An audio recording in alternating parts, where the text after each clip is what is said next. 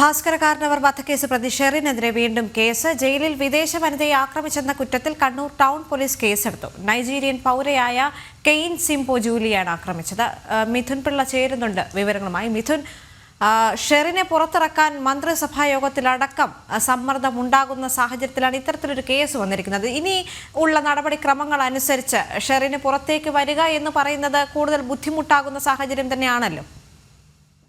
തീർച്ചയായും ദേവിക, അത് തന്നെയാണ് നമുക്ക് മനസ്സിലാക്കാൻ വേണ്ടി സാധിക്കുന്നത്. കാരണം ഈ ഭാസ്കര കാർണവർ കേസുമായി ബന്ധപ്പെട്ട് ശിക്ഷ അനുഭവിക്കുന്ന ഷെറിന് 14 വർഷം ശിക്ഷ പൂർത്തിയാക്കിയെന്ന ഒറ്റ കാരണം പറഞ്ഞുകൊണ്ടാണ് മന്ത്രിസഭാ യോഗം ഉൾപ്പെടെ അവർക്ക് ശിക്ഷ ഇളവ് കൊടുക്കാമെന്നൊരു തീരുമാനത്തിലേക്ക് എത്തിയത്. എന്നാൽ പുതിയ കേസോടുകൂടി ആ ഒരു ശിക്ഷാ ഇളവ് കൊടുക്കുന്ന കാര്യത്തിൽ തീരുമാനം ഉണ്ടാകില്ല എന്നാണ് നമുക്ക് മനസ്സിലാക്കാൻ വേണ്ടി സാധിക്കുന്നത്.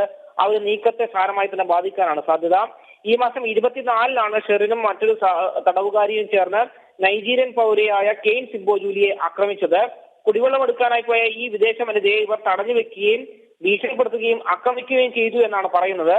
ഈ ഷെറിന് ശിക്ഷാ ഇളവ് നൽകാനുള്ള മന്ത്രിസഭാ തീരുമാനത്തിന്റെ കാര്യങ്ങൾ അത് ഗവർണറുടെ പരിഗണനയ്ക്ക് ഇരിക്കെയാണ് ഇത്തരമൊരു കേസിൽ വീണ്ടും ഷെറിൻ പെടുന്ന ഒരു സാഹചര്യം ഉണ്ടായത്. ഇതോടെ ശിക്ഷാ ഇളവ് ലഭിക്കാനുള്ളൊരു സാധ്യത മങ്ങി എന്ന് തന്നെയാണ് നമുക്ക് മനസ്സിലാക്കാൻ വേണ്ടി സാധിക്കുന്നത്. അതേസമയം ജയിലിൽ കഴിയുന്ന ഷെറിന് നേരത്തെ ഉന്നതന്മാരുമായി അടക്കം ബന്ധമുണ്ടെന്ന് ആരോപണങ്ങൾ ഉയർന്നിരുന്നു.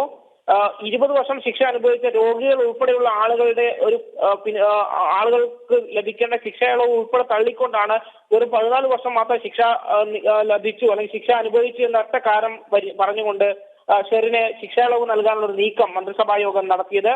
മാത്രമല്ല, നേരത്തെ ജനൻ ടിവിയോട് ഈ ഷെറിനൊപ്പം കഴിഞ്ഞിരുന്ന തടവ് പുള്ളി തന്നെ വെളിപ്പെടുത്തുന്ന ഒരു സാഹചര്യം ഉണ്ടായിരുന്നു. അവിടെ ജയിലിൽ ഷെറിന് VIP പരിഗണനയാണ് ലഭിച്ചിരുന്നത്. ഉന്നതന്മാരടക്കം അവിടെ വന്ന് സന്ദർശിച്ചിരുന്നു അടക്കമുള്ള ഗുരുതരമായ ആരോപണങ്ങൾ ഉയർന്നിരുന്നു.